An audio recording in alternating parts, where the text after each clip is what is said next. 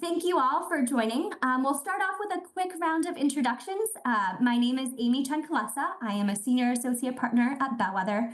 I am on our strategic advising team and co-leading some of the AI work at Bellwether. And I'm based out of the greater Boston area. Michelle, want to give a quick intro?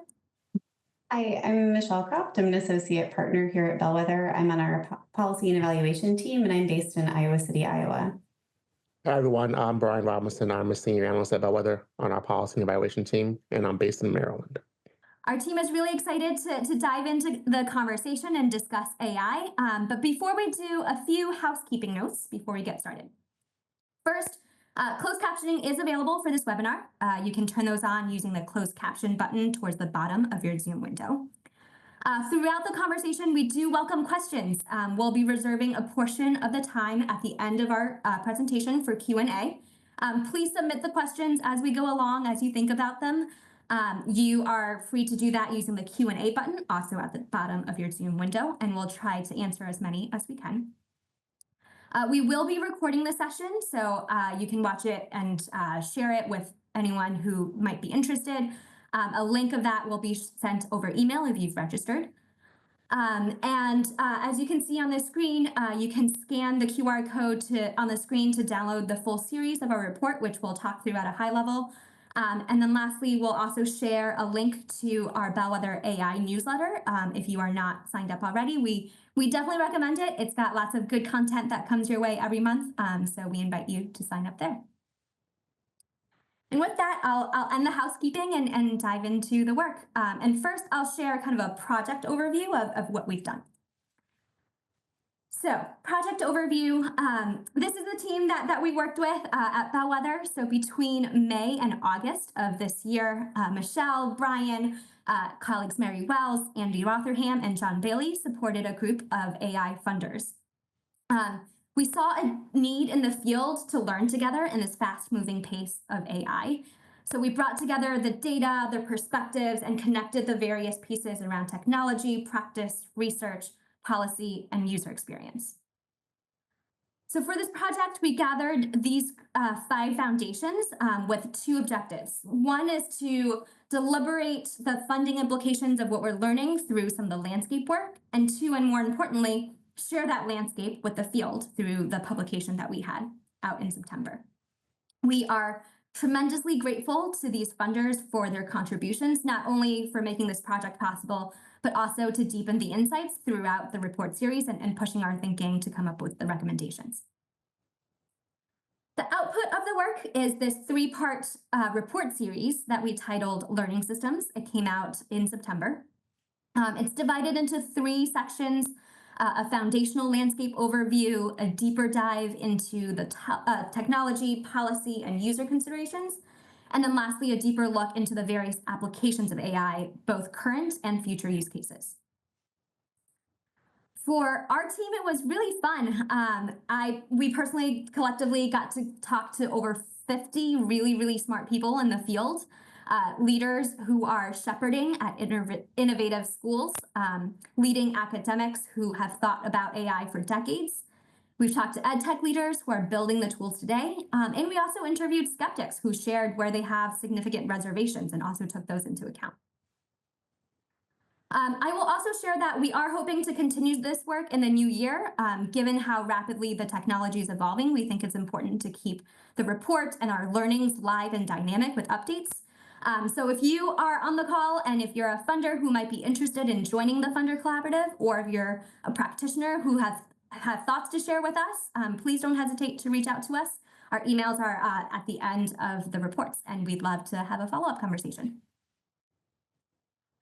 So with that, I'll then dive into an introduction and get into the content. We will start with a kind of a 101 on AI, but I promise to keep it brief.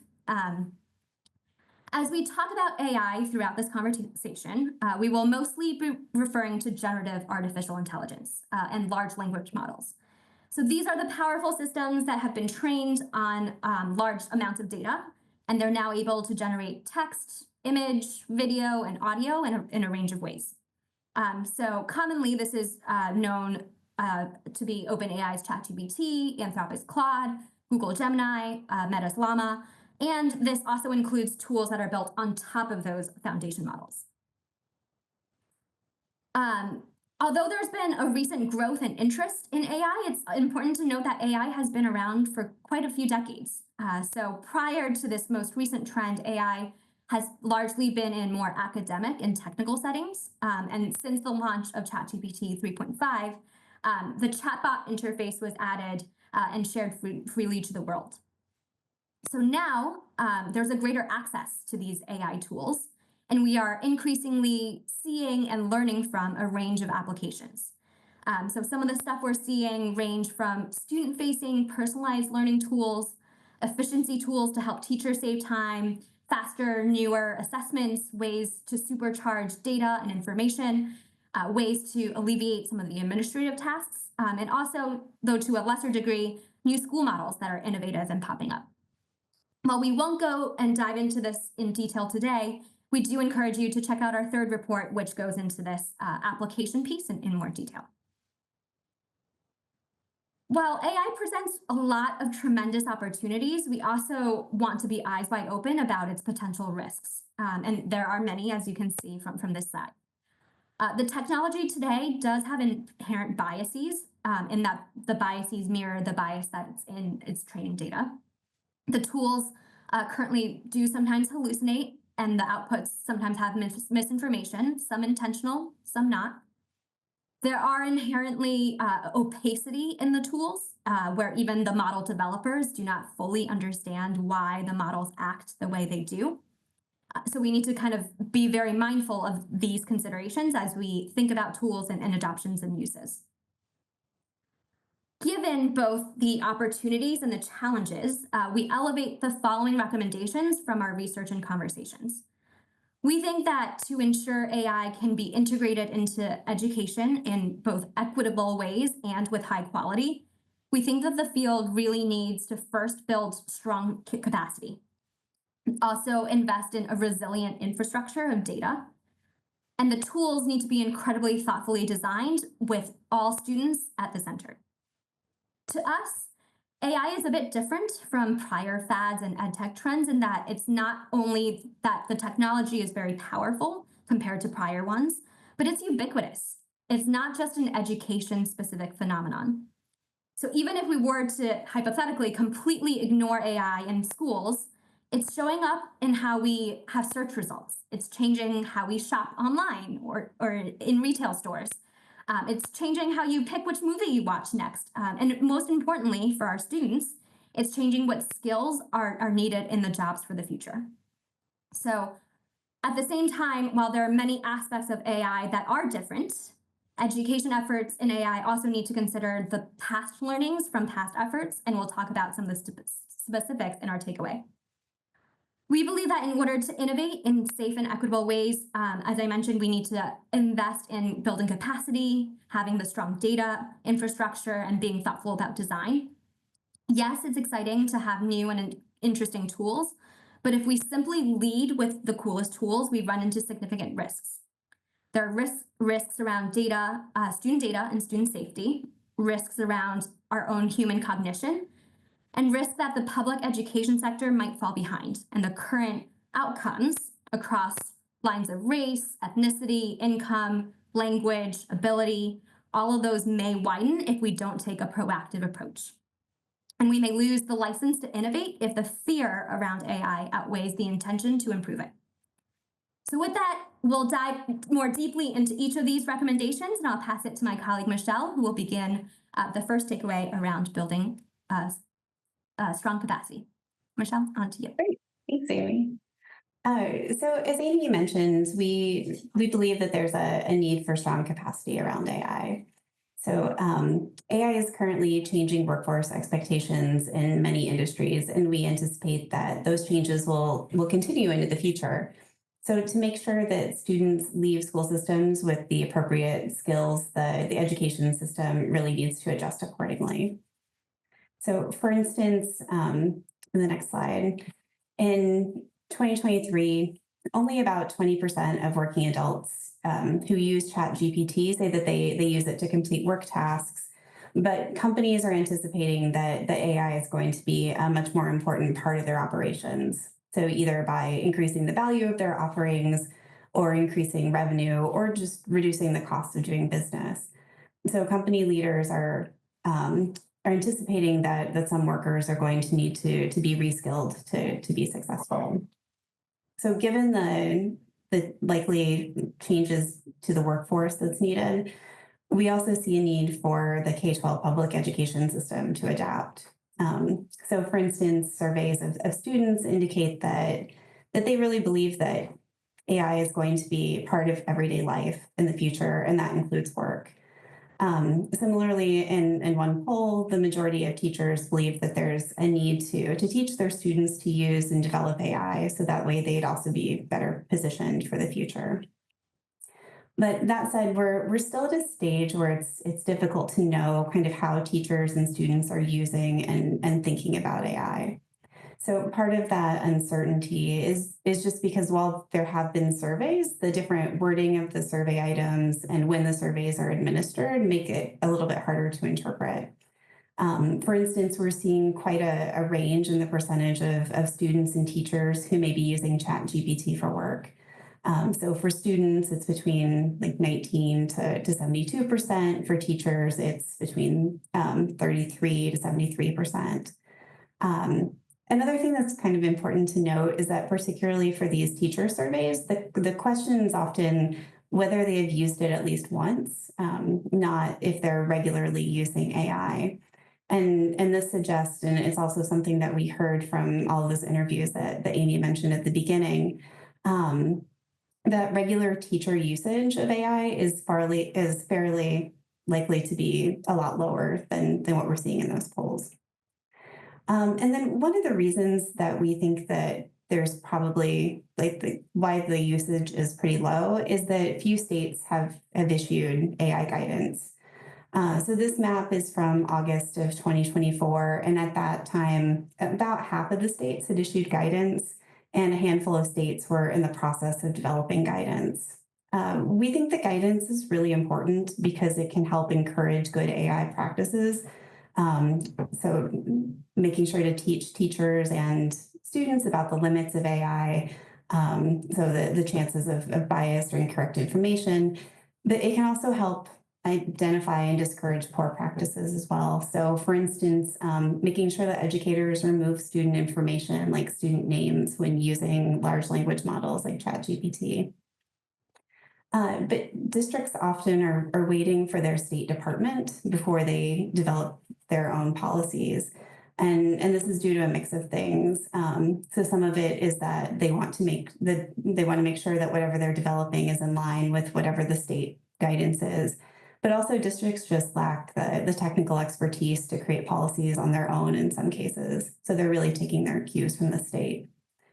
But we're seeing an increased need for district policies, and that's due in part to potential for litigation. So for instance, recently in Massachusetts, a student's family filed a lawsuit after a student received detention and was excluded from the National Honor Society for using AI to I think, prepare an outline and conduct research for a project. But the student school didn't have any AI policies in place, nor did the teacher have any classroom-specific policies about AI use. So this just illustrates how having those policies in place can make sure that there's consistent expectations about how AI can or can't be used in schools. But another reason to have those district policies is to help with the equity and access in learning about AI. So we want to make sure that students understand how to use it appropriately. And in this graph, you'll see, like, not surprisingly, students who use AI, they have more positive views about AI. But we're also seeing that there's gaps in usage by race and income, where Black and Hispanic students and low-income students are less likely to use ChatGPT compared to their white or their higher income peers.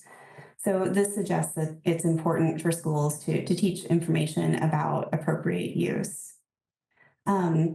Next slide. So all of what I've mentioned so far really points to the need for the education sector to build that strong capacity. So we've talked a little bit about the need to strengthen AI literacy, both in students and educators, as well as developing policies and guidelines to promote appropriate use. In the full report, we talk more about the need to build capacity through partnerships with educators, developers, and researchers, so that way those tools that they build really reflect strong pedagogical practices. And then we also in the report talk more about the need to expand AI's expertise to help address emerging needs and diversify the voices at the table, so it's more reflective of students and educators in our country. With that, I'll turn it to Amy to talk more about the need for better infrastructure. Awesome. And as you are listening to this, again, don't hesitate to use the question and answer on the bottom. I think you have to click more and Q&A, and you're welcome to ask questions, and we'll get back to some of these later on. So our second takeaway is around having resilient infrastructure. In many ways, AI is new and different from prior ed tech. I mentioned this earlier, where it's more powerful, it's already multimodal in its audio, speech, video. It impacts the workforce and changes what skills are most valued. And in other ways, AI is not new in that it must contend with the learning from past innovation work. And if we look back at some of this past effort, we see two primary challenges that have came up. One is around procurement. Here, the easiest thing to do for all stakeholders is to purchase what you've previously purchased. And that doesn't necessarily lead to an adoption and scaling of what's really good for students and for teachers. The second challenge is around implementation. We know from the past that tools alone, regardless of how well they're designed and how powerful it is, and even if it gets through the procurement processes, it can still sit on a shelf or be misused. So the change management, the training, inclusive of the mindset and the culture shifts, as well as the technical training, all of that is really needed to make sure that the impact is realized. As we look at the current tools today, most have a goal around improving efficiencies at the margin, which is really important starting point, and we think is a great way to kind of dip your toe into AI, and that's not quite sufficient to dramatically accelerate learning for all students. Because these large language models are expensive to train, the value of ed tech products are likely to come from some other differentiators, such as the ones listed here. So for example, AI tools can differentiate by being fine-tuned to be higher quality. It could go deeper into specific instructional practices or pedagogy or different ways of teaching, so that a generic model can't necessarily go there. With educators or students in mind, it can also be a bit more flexible, customized, and safe to protect those student information systems. And lastly, it can be really driven by the mission and the purpose of supporting all students as opposed to profit-driven and scale. For the technology, I mentioned earlier that there are certainly imperfections with the current data and the tech today. And there are ways that are currently being leveraged to improve the quality of AI in terms of the underlying model.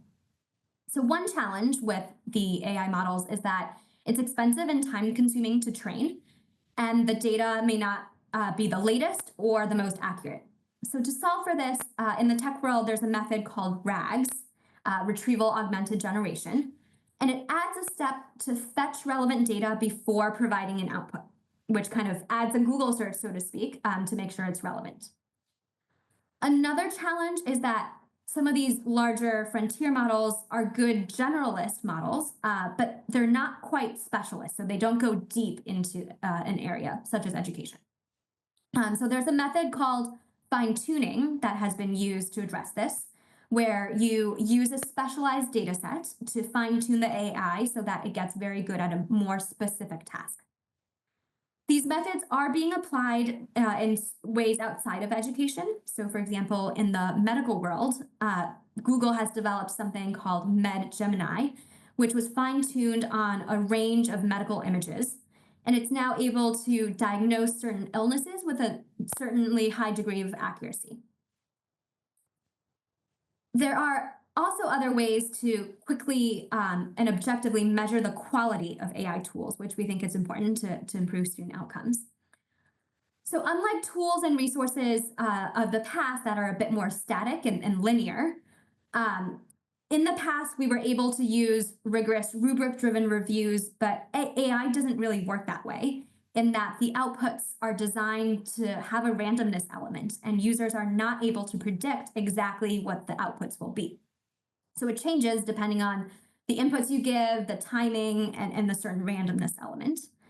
And the tech field is approaching measuring of quality by using benchmarks.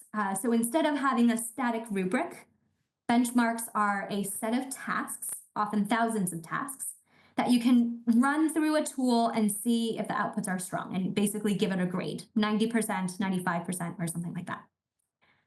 If developed thoughtfully, you could potentially imagine benchmarks that are specific to education here, related to how good might an AI be at giving feedback, or how good is an AI tool catered to special education students or multilingual students, and there could be really big opportunities here.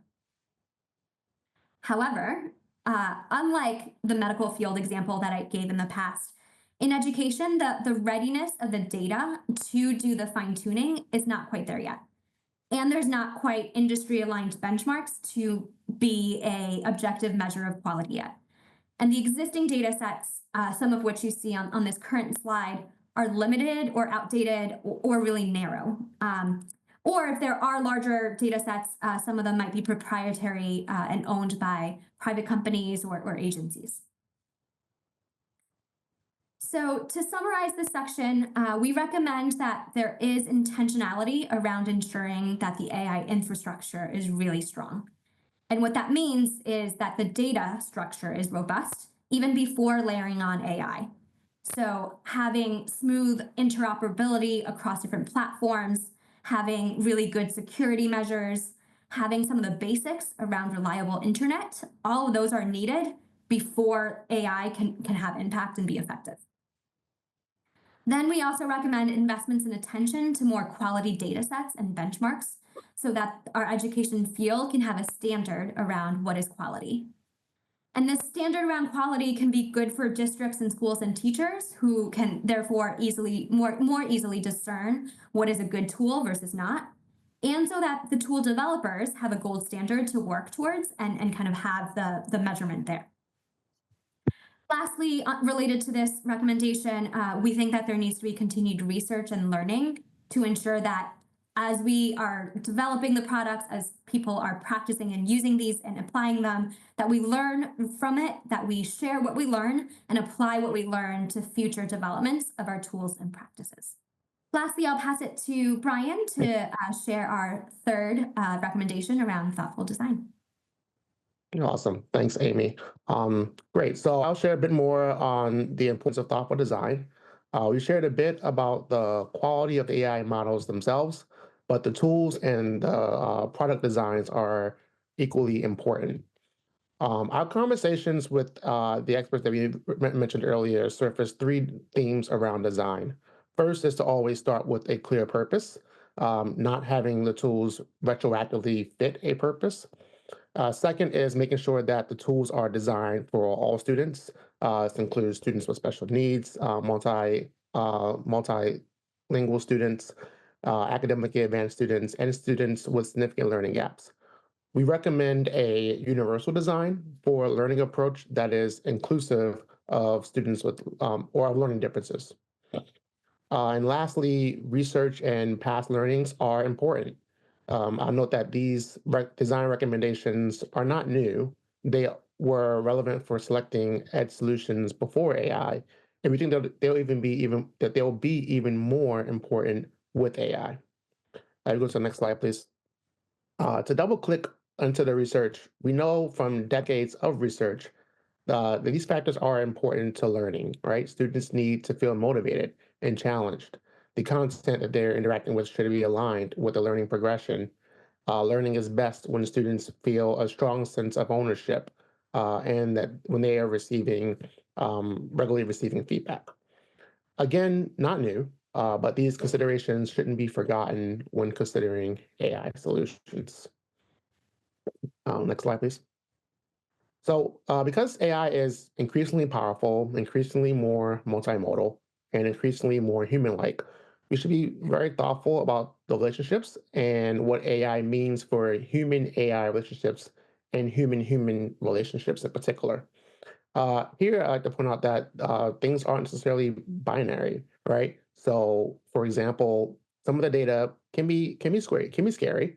Um, so, you look at some large language models like Character AI, which has tens of millions of active monthly users, and they're built around or built to attract users for continuous use of the platform, arguably taking time away from human relationships for its users. And then on the other hand, there's data showing that using AI technology such as Replica, which is a AI boyfriend girlfriend platform, has helped to prevent suicidal thoughts. But also, more tragic cases, AI chatbots have been found to have encouraged individuals to take their own life. So these tensions go to show that AI solutions, just like any prior tech or ed solutions, are not one size fits all, but are more nuanced, a lot more nuanced. Next slide, please. Finally, as developers and build tools and as practitioners select tools, we encourage adopting a universal design for learning approach, which proactively designs from the margins to support students with learning differences and multilingual learners. What this looks like is not just a mere language translation, but ensuring that there are ample opportunities for skill practice, that there are embedded glossaries or pronunciation keys, and that there are multiple ways to interact with the tool, such as text, audio, and video, and that there are considerations for dialects and accents. In summary, it is important that these, next slide, please. It's important that these AI tools are focused on clear educational objectives, sorry, and are grounded in research-based approaches. AI isn't meant to replace humans, but rather amplify authentic learning experiences. All right. So as promised, we are leaving ample room for Q&A, and we see some of these already in chat. We invite you to keep these coming, and we will start answering some of these. With the first one from Mark, asking about how much does student usage of AI mirror the trends that we see in income demographics across general access to devices and internet. Michelle, do you want to take this one? So we do know that there are differences in terms of race and in income, in terms of access to broadband. We don't see that as much in terms of racial differences in access to devices. And since some of these can be accessed on a phone or a tablet, I think that there's less of a digital divide here than there have been in the past. But I think that that's a really great point to look at further, especially making sure that people do have access to devices and the internet. I would also add that there are numerous surveys out there around student usage and perception, and some of the data are inconsistent. So we looked at Ed Choice, for example, which has a student survey that showed lower income students, students in rural environments, girls, Black and Hispanic students have lower usage relative to white counterparts, boys, more urban areas. And we've also seen from the Walton survey that some of those race trends were the opposite in their results. So I think it's still early to tell, and it varies based on who you're surveying, the sample size, the methodology, and how you're asking the question right now. The next question is from Paul. This is a little bit of a fortune teller question, and I think it's really hard to say. I'm happy to kind of give my take, and would welcome Brian and Michelle if you have ads to incorporate. I think that our goal for the report is to shape how it might look 10 years from now, and I think right now there are different scenarios that it could play out. We think that to have a inclusive and equitable and high quality use of AI, where teachers are able to save time and spend more time with students, are able to develop better relationships. We do need training and capacity building. We do need really strong data and infrastructure to support those, and the tools need to be designed well. It could also be a world where if we don't have those in place, that some of the tools are just put in front of students and deteriorating some of the relationships and learning and the authentic engagement. So I have a hope for what we hope is true 10 years from now, but I think it's really hard to be the magic ball and predict. But I will urge this group that we have a role to play here in making this as optimistic and equitable as possible for the future.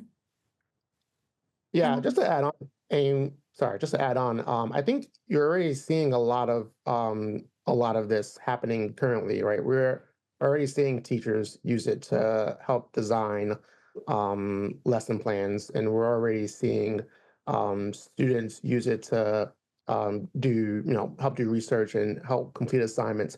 I think, to some of the points that I made earlier, the real challenge is kind of putting guardrails around that. So how much can teachers rely on AI versus traditional methods of lesson planning for students? How much do students rely on AI to do their to do research, knowing that one, there's obviously academic honesty and integrity issues, but also knowing that AI is not 100% accurate, right? We've talked about the biases and hallucinations in AI technology. And so I've seen, it's anecdotal, obviously, but read instances of teachers actually giving students completed reports and telling them to, fact check it, right? And reports that were written by AI and tell them to fact check it. And students finding that, the AI wasn't completely accurate in some of the things that it put in the report, just to underscore the point for students that they can't rely solely on the technology to in their research, that they have to be critical of what the outputs are. So I think you're already seeing it. I think it's going to be more so what kind of guardrails are put in place around it, how students and teachers are trained and taught how to use the technology, to be critical of it, and to use it as an aid, not as an all be all. The next question is around addressing mental health crisis due to COVID, and also kind of the various screen time, whether that's cell phone, video games. I'll add social media in there, and recommendations around balancing this push towards more technology for kids and them meeting up with peers to do homework, project-based, etc. I think that's a really great push, and I think that building more capacity around AI does not necessarily mean more screen time or using AI more. It means knowing when to use AI for what purpose, and when human cognition and our need to exercise our brain and build that muscle is true. One example that I'll give that we highlight in our report is a school in Georgia, in Gwinnett County, called Seconder, and they are actually an AI framework school. And I think when folks first hear that, they might think a lot of technology, a lot of screen time, and yes, they do have the typical Chromebooks and such, and their framework applies more to how students are using an AI logic and framework to critically think. So when we talk to their students, for example, they're no longer thinking, can I use AI to write my essay, or can I use AI to do my work, but how can I improve the quality of it? How can I use AI to give me feedback to improve the work? And they are very much using kind of project-based hands-on learning to enhance their work. So I think that's where, again, the capacity building comes into play, and that knowledge and differentiation of when to use AI for certain use cases are really important to highlight. And I'll just add that in the report, we do talk about some student-facing tools, but we see a lot more promise around a lot of the teacher-facing tools. So things to make teachers' lives easier, or to increase their capacity. For instance, we talked to one school leader who their school specializes in students with dyslexia, and talking about how how ChatGPT can more easily provide like reading passages that really focus on whatever concept the student needs additional practice in. And so those are passages that used to take teachers a really long time to be able to create, and now they can create them much more easily. So that frees up their time to do other things with students. So I think whenever we talk about AI in education, it is more than just having the kids sit in front of an AI tutor all day. The next question is about policy, which I'll probably pass it to Michelle or Brian. And the question is, how are policymakers addressing emerging guardrails for AI in emotionally supportive applications? Are there any schools or district education programs? That is a great question that I don't know the answer to. So thank you for asking that. I think that would be something we would look into in the future. I'm not sure if this is specific to that, but I do know an organization that we do highlight in here is the EdSafe Alliance, which has been helping various states and districts and systems draft AI policies. They are doing so in a contextual level. So, the context in California, specific district might be different from one in Massachusetts, for example.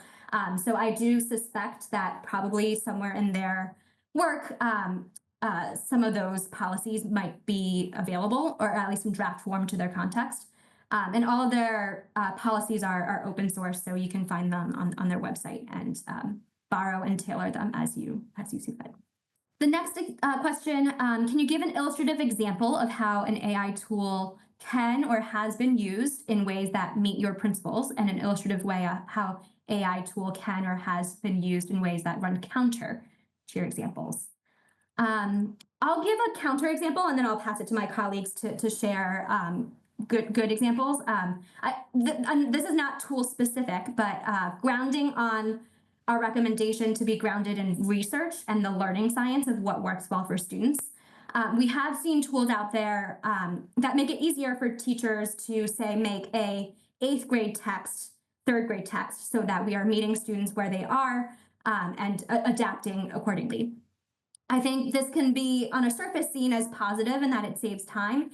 And if you consistently only give that 8th grader a 3rd grade reading text, you're not scaffolding them up to an 8th grade level. That is not necessarily good for student learning from a research perspective. So some of those research, I think, are still really important to examine and to use as a lens to evaluate the use of tools.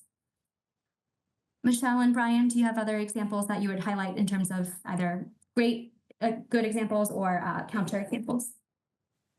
Yeah, so one of the organizations that we looked at, Quill, they give students very specific feedback on their writing, and I think it's helpful for students to get practice, but then B, get that specific feedback on skills. And the way that they give that feedback is by having a number of teachers review their prompts and review the sample feedback. So it's really tailored towards a very specific skill, and it includes kind of that teacher perspective on the feedback that they're getting. So they do get kind of that immediate feedback that often you're not able to get whenever students are writing. Yeah, I guess to think of another counter example, the one I'm thinking about is the Los Angeles school district example in their attempt to kind of design this all-encompassing chatbot that was supposed to help students, help families be able to kind of navigate things like transportation and lunch and bus schedules and all the things, and also help students find resources for tutoring and SEL. However, the technologies wasn't there yet to kind of do what they wanted it to do. And so because the design of the technology, or the intended design of the technology, wasn't necessarily aligned with where the research and the capabilities of AI was at the time, it turned out not to be successful. So it kind of just underscores the need to really understand not only what the research is, but also what the capabilities of technology is before kind of going forward and investing resources, money into tools. And just because we have two counterexamples, I'll also share another positive example. This is one that I think is in development that folks are testing, but I was talking to a colleague at Open Syed, which is an open education resource science curriculum and professional learning organization. They have talked to, I think perhaps a grad student who's building an AI tool around their curriculum. And one interesting design element that they incorporated was kind of taking the hallucination aspect of AI and turning it upside down. So the AI is actually built to have a misconception around a science topic, and you as a student is supposed to persuade and use evidence to persuade the AI of the right thing. So I think that highlights an example of actually using critical thinking, of using kind of persuasion and dialogue and engagement in a way that is not the typical kind of screen time or drill and kill that folks might often gravitate towards. So a positive use of AI in that regard. The next question is around AI changing the teaching profession, both in terms of daily responsibilities and workforce as a whole. This is a topic that we do dive into if you go into the third report and the last portion. We do a double click into how will AI impact the teachers, both in terms of academic, culture, talent pieces. And we do think that there's potential here in a range of different ways. In the most near term, a lot of the things that we've seen are more efficiency plays. So saving teachers time so that the email writing, the paperwork can be a little bit more brief, and hopefully teachers are able to spend more time student-facing, developing the relationships, strengthening some of those skills. In the longer term, there's also opportunity to really incorporate some of those multimodal features and may perhaps give teachers more responsive feedback to their teaching, or kind of reimagine some of the skills that they need, so that some of the more content-specific or tactical pieces can be owned by AI. And the teacher's role is to check them so that there's guardrails and safeties around it, and do a lot of those relationship building and social emotional building. The next question is around any thoughts about what kind of fundamental skills students should master in order to more effectively use and understand AI? I think that's a really good question. I personally think that AI is actually quite compared relative to past technology innovations, where you need to learn how to code and need to learn how to have a specific logic or syntax. AI uses natural language. So the main barrier to using AI is actually English proficiency or language proficiency. So I think it heightens the need for students or anyone to have proficient and to have a good chain of logic so that you're able to provide the directions to AI. I think the logic piece and also the quality check piece are more important than the pre-AI days. So Michelle and Brian, would you add anything? I think also part of it, though, is when to use AI and when to not use AI. And I think that that's something that students will need to learn across the continuum of their education of when it is a good tool to help you and when you just need to write the thing on your own. Yeah, I think just to add on, we talk a bit about this in the report around AI literacy. Just understanding how it works, not of course like not the back end, but more so like how you are receiving the output you're receiving when you ask a chatbot a question, when you upload a report or something into the chatbot and ask for it to give you feedback or to make edits or to summarize or what have you, and also understanding,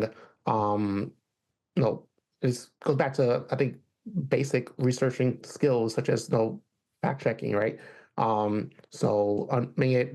Understanding when to fact check and how to fact check the outputs you're getting, to ensure that what you're receiving is actually, not a hallucination.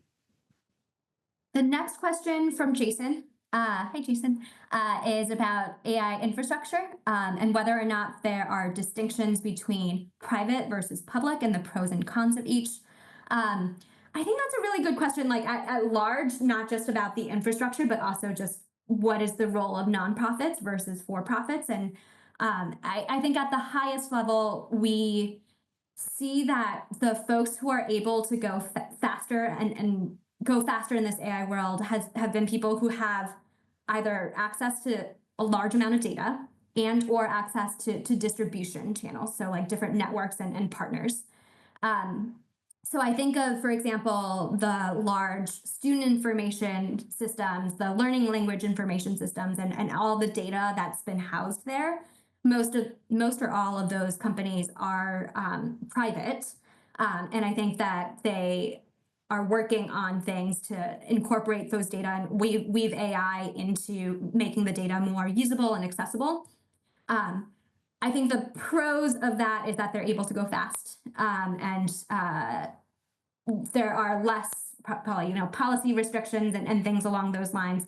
The con of that is that it's tying you to one specific organization, and that the reliance on that could be potentially we should approach with caution. Michelle and Brian, do you have other thoughts around public versus private here? The only other thing I'd add is in the report, we do talk about open source models for the underlying LLMs. And I think that there's some question there if having open source models may also allow for greater flexibility for folks to, whenever they're developing tools, and it has the potential to help the training go a little bit faster. But I think that that's still an open question. The next question from Brian is around, did you find any opportunities to utilize AI to enhance school leadership functions such as finance, data, and operations? Yes. In our third report around applications, we dive into specific ones around administrative and operational efficiencies, as well as data and interventions. So, for example, there are tools out there right now that can be used that are AI integrated to help you create master schedules, to help you potentially with bus routes. Nevada actually had a cautious story a few weeks ago around using it for per pupil tuition calculations and distribution of finances. I think for all of those opportunities, we see opportunities there in that they are not as student-facing and therefore have different set of risks. And there's still really great need to really check the quality so that you're not just, copy and pasting a bus route that is created by AI without the authentic stakeholder engagement, without kind of the buy-in, and similarly with important key decisions around school finances and such. We think that there's great opportunity in AI creating that first draft, and you're able to, as humans, kind of engage the stakeholders and refine those drafts so that we can take them further. I'll add that we also talked to someone in their HR department where they had created a bunch of chatbots that were HR specific for them. So that way they were able to not use a private vendor and still have a lot of the same capabilities that they had before. So it is also a way to reduce costs in certain areas, so that way you can more efficiently run some of these programs. The next one is around privacy law. So the recently released Ed AI toolkit for teachers advised them to know FERPA. So curious, Michelle and Brian, if you have thoughts around. That's also a great question. I'm not sure if what changes may be needed. I think it's more as as the question states, that there already are laws that exist that I think people are less familiar with all of their inner workings. And just knowing what kinds of information you should and shouldn't be releasing into different systems. Yeah, I was going to say, I mean, especially in education, there are so many laws, both at the federal level and then the state level, and usually local districts have their own policies regarding, safeguarding student data and things like that. So with the guidance that we've seen come out from districts, they seem to typically refer to state and federal laws and also kind of just reinforce some of those laws and policies around, like not putting or personal identifiable student information from an IEP into a chatbot if you are trying to create, a learning plan for that student, for example. So I think it's just more so reiterating that the current laws and how they are applicable to AI technology. And although that question didn't necessarily ask, I do wonder if Michelle and Brian, our nation had an election last week. I'm curious if you have takes on kind of the federal policy level and how might the next administration impact AI too. Yeah, so Trump had issued an executive order back in 2019 that identified some areas of effort around AI, and that was primarily around the expansion of AI, and that was eventually codified in 2020.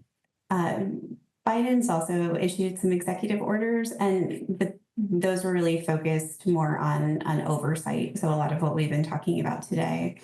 So for instance, the oversight of AI development and having companies submit reports about AI training and methodologies. There are some that are predicting that Trump will likely roll back Biden's AI executive orders to promote more development. But then there's also some question about there's other proposed policies such as tariffs and immigration restrictions that may have the opposite effect on development. They're also predicting that because there's likely not going to be more federal guidance around this issue, that there'll probably be more state oversight. So for instance, California, which was a real leader whenever it came to student data privacy, they've passed multiple bills around AI and the training methods. So it may be that we see more states doing those kinds of oversight measures.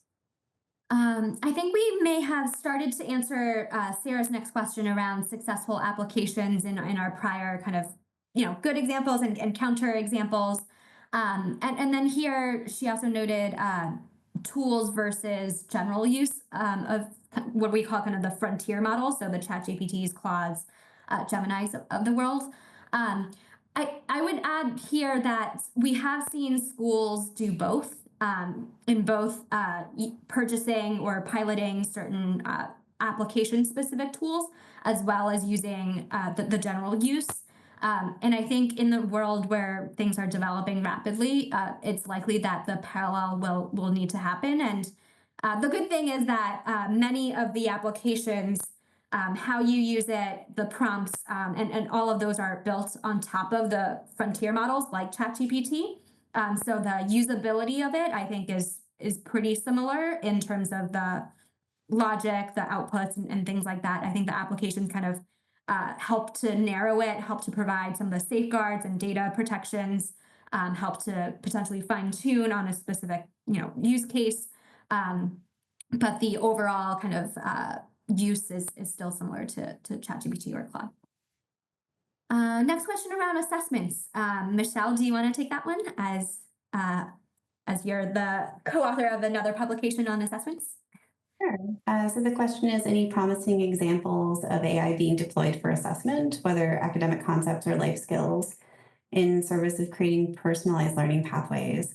So I think we've seen AI and assessment in some interesting potential ways, and a lot of it can also be around how to more easily score assessments.